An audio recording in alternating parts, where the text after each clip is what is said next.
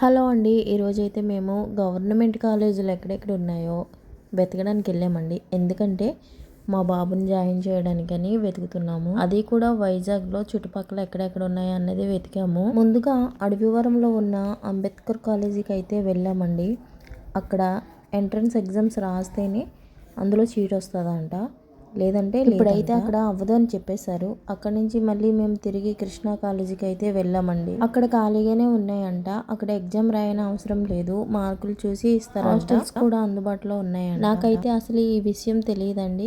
10th అయిపోగానే ఆ సర్టిఫికెట్లు తీసుకెళ్ళి కాలేజీలో డైరెక్ట్గా జాయిన్ అయిపోవడమే మనకు నచ్చిన కాలేజీలో అని అనుకున్నాను. కానీ ఇంటర్లో జాయిన్ అవ్వడానికి ఎంట్రన్స్ ఎగ్జామ్స్ ఉంటాయంట. అవి రాస్తే ఆ కాలేజీలో సీట్ వస్తేనే అందులో చేరడానికి. కొన్ని కాలేజీల్లో ఎంట్రన్స్ ఎగ్జామ్ అసలు అవసరమే లేదంట. ఈ విషయం తెలియక నేను కూడా అశ్రద్ధ చేశానండి. మా బాబు అంటున్నాడు, గవర్నమెంట్ కాలేజీ ఎక్కడైనా పర్వాలేదమ్మా, హాస్టల్ అన్ని అందుబాటులో ఉన్న దాంట్లో నన్ను జాయిన్ చేసే అని అంటున్నాడు. అడవివరం నుండి మేము కృష్ణా కాలేజీకి అయితే వెళ్ళామని చెప్పాను కదా. అక్కడ మరి సింతపల్లి వాళ్ళని జాయిన్ చేసుకుంటారో లేదో తెలియదు. రేపు ఉదయం అన్ని జెరాక్స్లు పట్టుకొని కాలేజీకి వచ్చేయమన్నారు. అక్కడ ఉన్న వాచ్మెన్ చెప్పారనమాట.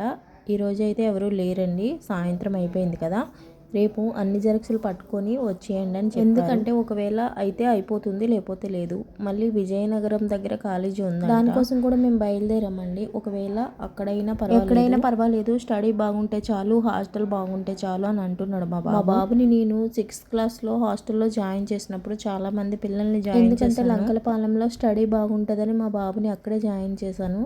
అక్కడే 10th క్లాస్ వరకు చదివాడు. నేను 6వ తరగతిలో ఇప్పుడు 499 మార్కులతో పాస్ అయ్యాడు 10th క్లాస్. నేను ఎలాగో చదువుకోలేదు, మా పిల్లలనైనా బాగా చదివిందామని నేనైతే ఆ గవర్నమెంట్ హాస్టల్లో జాయిన్ చేయడం జరిగిందండి. లంకలపాలెంలో స్టడీతో పాటు క్రమశిక్షణ కూడా చాలా బాగుంటుందండి.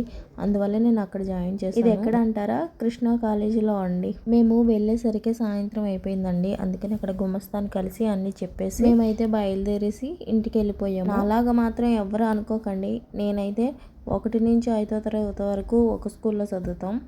అక్కడి నుంచి సర్టిఫికెట్లు పట్టుకెళ్ళి 6వ తరగతి నుంచి 10వ తరగతి వరకు ఒక దగ్గర చదువుతాం. అక్కడి నుంచి సర్టిఫికెట్లు పట్టుకెళ్ళి ఇంటర్ చదువుతాం అన్న ఆలోచనలోనే ఉన్నాను. కానీ ఇలాగా ఎగ్జామ్ రాయాలి ఇది అదని నాకు అస్సలు తెలియదండి. ఈ వీడియో మీకు ఎలా అనిపించిందో నాకు తెలియదు, కానీ నాలా తెలివి తక్కువ పనులు మాత్రం చెయ్యకండి. ఈ వీడియో కనుక నచ్చితే లైక్ చేయండి, షేర్ చేయండి, సబ్స్క్రైబ్ కూడా చేసుకోండి. ఏమైనా మీకు డౌట్లు కానీ కాలేజీల గురించి తెలిసి ఉంటే కామెంట్ చేయండి. Thank you for watching.